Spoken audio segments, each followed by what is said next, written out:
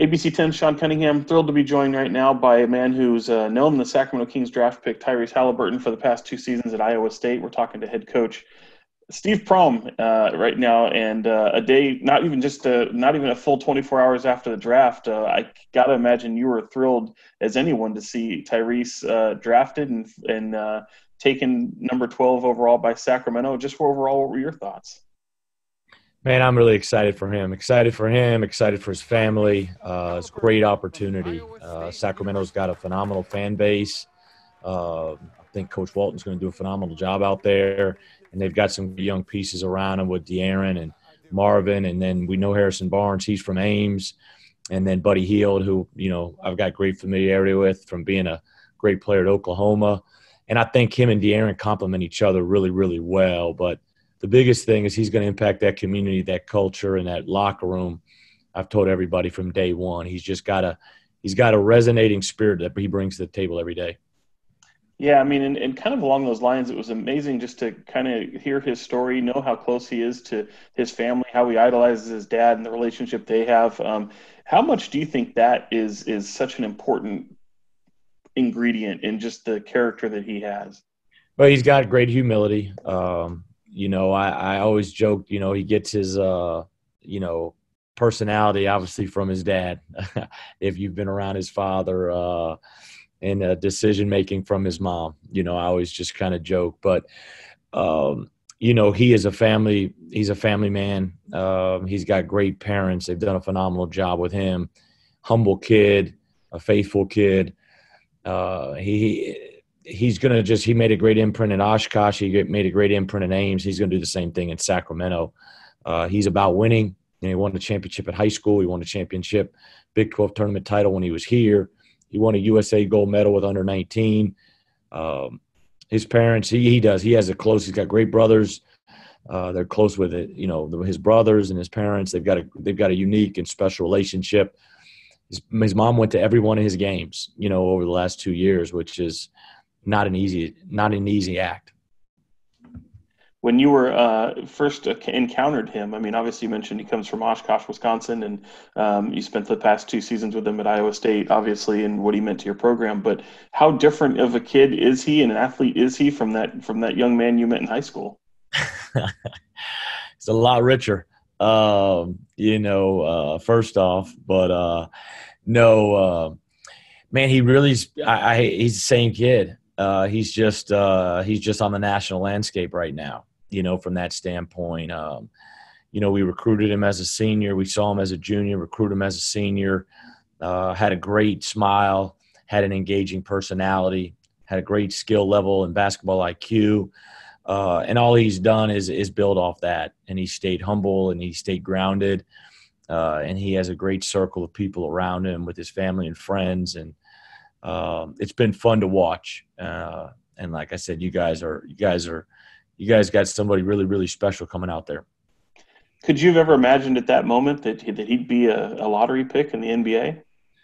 Not that quick, but it's changed. He probably could have left after his freshman year. I think he made a good decision to come back just because he may have gotten drafted, but not in this landscape of being a lottery pick. And from that standpoint, and then just get a little bit more experience and maturity. But when he got on campus and he started playing in the summers, we knew he was going to impact that team as a freshman right away.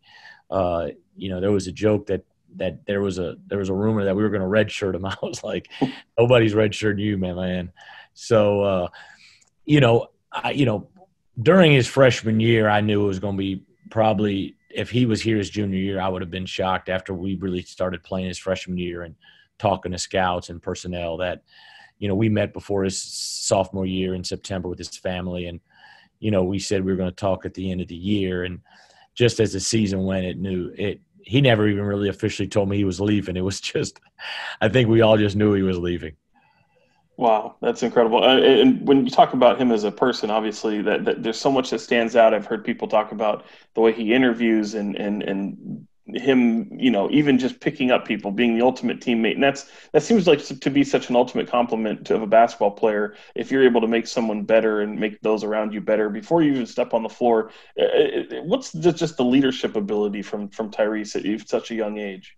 Well, I heard him say last night, all great point guards have to be great leaders. You can't play the position without doing that. And you got to be vocal, and you got to communicate, and you got to be engaging. He has all those characteristics and qualities.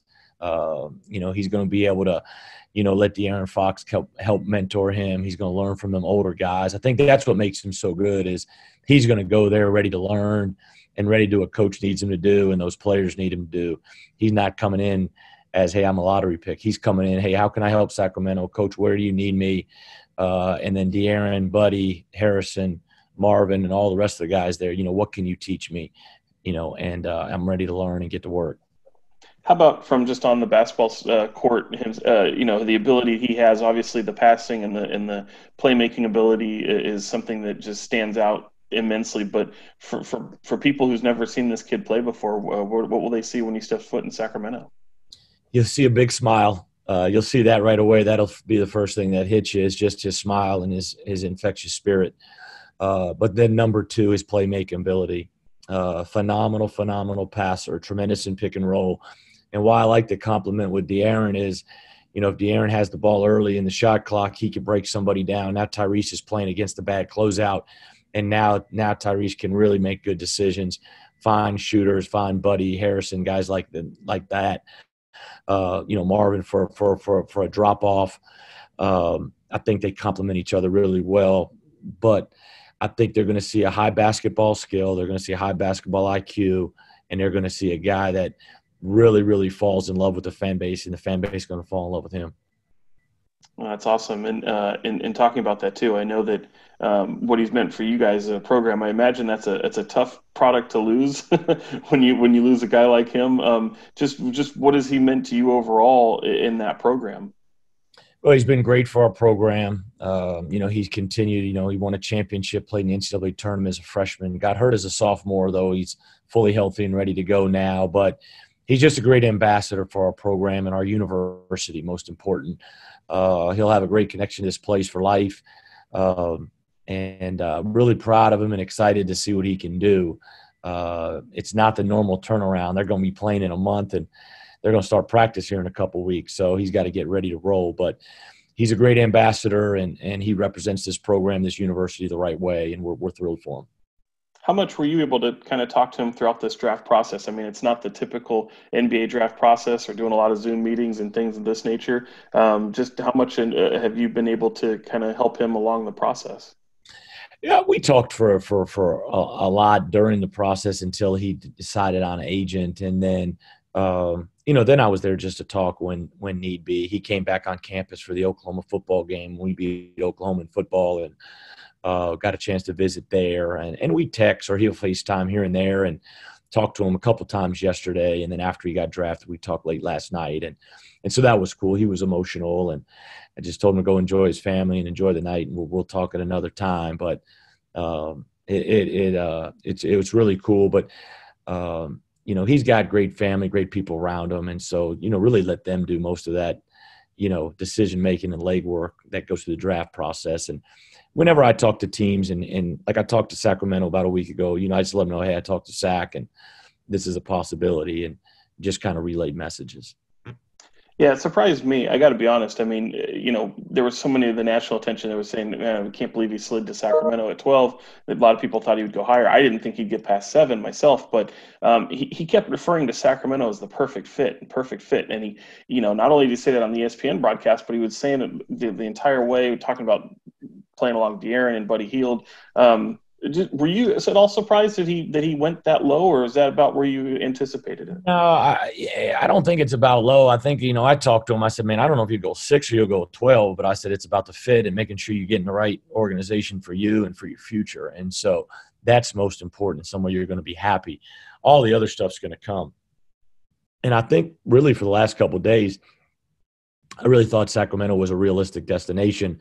And then really going in the draft last night, I really thought that's where he was going to end up if I had to really pick one at the last second. And so, I've watched Sacramento for a long time. Like I said, their fan base is really good, and he'll fit right in with that. He's used to that with Hilton Magic here, and the way the fans support the teams here at Iowa State. He'll fit right in, and I know he's ready to get to work and eager to get out there.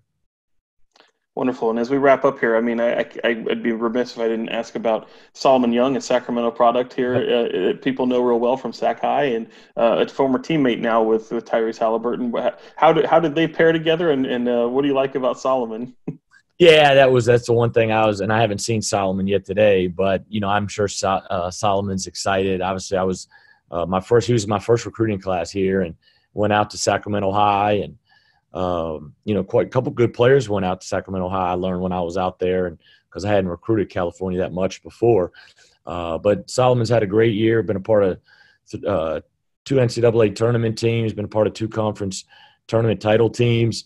He'll have a big part, at the 5 spot for us this year. And then he's a senior this year. And so he'll graduate to get his degree, and then he'll have a chance to go on and play for quite a few years. But he's been a great ambassador and for our university as well. He's had a great career here. And final few for, I mean, if anyone's watching this from Cyclones Nation and just looking at what's ahead for you guys, how incredibly excited are you for the upcoming season, and what that might look like for you guys, your program? Yeah, we're excited. Obviously, a lot of challenges and a lot of things going on in the world right now that there's going to be some ebbs and flows to the season, but we're about a week and a half away, and really just eager to get out there and get started and kind of see where we're at. We got a lot of new faces, a lot of new people, and so slowly trying to put it together. But obviously, we'll miss Tyrese, but we've got a good nucleus of guys that are ready to get us back to the tournament and get us back where we need to be. And kind of in this environment, it's kind of win the day is kind of my motto, and be focused on today. And that's how I think that's how you have to handle yourself right now. But we practice here in a little bit, and then next Sunday we open up. That's awesome. And then, Tyrese obviously had a wrist injury as it ended his season last year. How have you seen him kind of come off of that injury and kind of, propel forward for him? Yeah, I think he's 100% healthy. When he got back here on campus a couple of weeks ago and I saw him, I told him, first thing I looked at, I said, man, your body looks the best I've seen it just physically. And so that was great to see. And he works out like 2-3 times a day, and he's been in the gym, and he's ready to go. I mean, his body looked really, really good, I thought. That's the first thing I noticed when I saw him in person. So I'm just excited to get a chance to see him now. He's so unique. I mean, finally, he's so unique. You talked about his ability. I guess that generic question of have you ever seen a person like him? Does he compare similarly to anyone you've seen before? People say you give comparisons, and I guess a lot of people have mentioned Shea Gilchrist-Alexander as a comparison right now in the NBA. Yeah, I'm not sure. I just know this. I know he's really long. He's 6'5". He's got great size for the guard position, and he's got great basketball skill, basketball IQ, and he's got an amazing spirit and personality. And I know you guys are going to love him. I know that. That's the biggest thing I can promise you. Coach Prohm, I can't thank you enough for joining me today. I appreciate it. I hope everything goes well for the season, and best of luck to you guys going forward. Thanks so much. Go Sac. All right. Appreciate you, sir. Thank you. Guys.